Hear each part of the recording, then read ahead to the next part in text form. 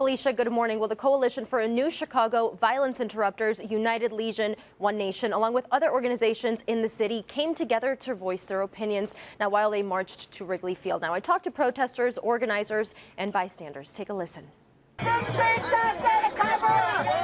Enough is enough. We want to sit down with the elected officials on up the ladder to give us the same resources and opportunities that you're giving these other people in more fortunate communities. Pete Keller, one of the organizers, says shutting down Lakeshore Drive was goal number one for Chicagoans protesting against gun violence. Sooner or later, you got to put your foot down. It's that time. Today is that time. Lakeshore Drive was flooded with signs reading "South Side Suffers" next to police officers on bikes. The route was Belmont to Clark, up to Wrigley Field. This is the middle of the Lakeshore Drive protests heading to Wrigley Field. Now, the goal here is to bridge the gap of inequality from the north side and the south side of the city of Chicago. Now, many protesters here say they want one Chicago. A lot of north siders don't understand, don't get it, but things are really bad on the south side. The fact that this is one city, this isn't two different cities. Keller says Chicago has seen way too many shooting deaths. Right now, the city is really at a peak of violence. And he isn't the only one.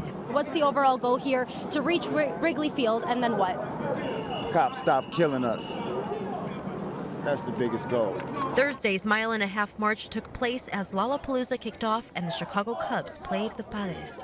We have made it here to Wrigley Field. It's 5:45 p.m. Everyone here still sharing their opinions, still voicing what they believe in and what they stand for. I'm out here for one agenda, and that's the people. So I feel really good. It was a successful march. We are not in competition with nobody. A successful march with no injuries except a small altercation before everything even started.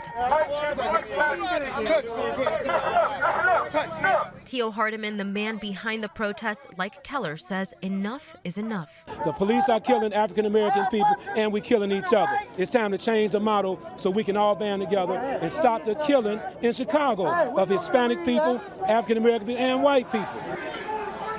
Now, a name that was repeated throughout the entire march was Laquan McDonald. Protesters chanting to keep his case here in the city of Chicago. Definitely some strong emotion shared throughout that evening.